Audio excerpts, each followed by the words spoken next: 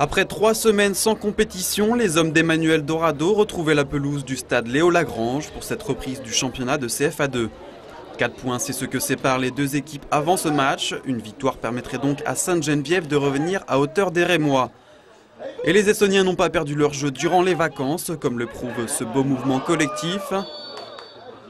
Sainte-Geneviève se montre une première fois dangereux sur cette action, où Zoko manque de peu de reprendre le ballon de la tête.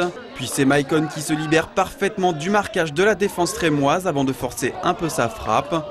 Le numéro 8 essonien manque peut-être un peu d'altruisme sur cette occasion. Il faut alors attendre la 40e minute et suite à ce corner mal dégagé par Reims, le ballon revient dans la surface de réparation. Avec un peu de chance, la balle retombe dans les pieds de Lionel Zoko qui ajuste une jolie talonnade. 1-0 juste avant la mi-temps, de quoi rebooster le moral des Essoniens. Mais de retour des vestiaires, c'est Reims qui reprend l'ascendant. Une première frappe de Tonnel est bien repoussée par Sébastien Caleras.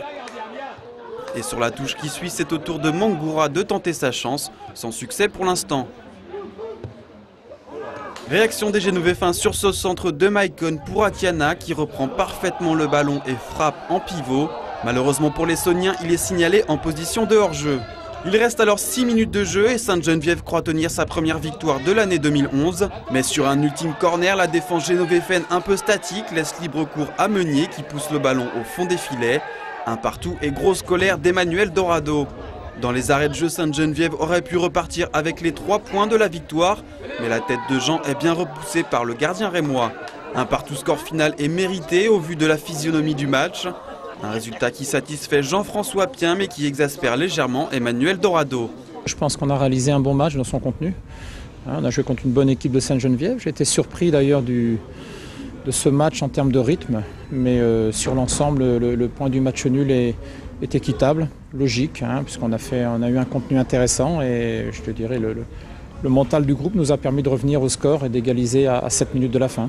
Je pense que même si le match nul est normal sur l'ensemble du match, prendre le but comme ça sur un corner où il n'y a pas corner et dans les 6 mètres, ça m'a un petit peu énervé. Ça fait pas mal de points qu'on perd et si on avait les points qu'on devrait avoir, on serait en tête du championnat. Et avec Dessy, voilà, ça ne peut pas le faire.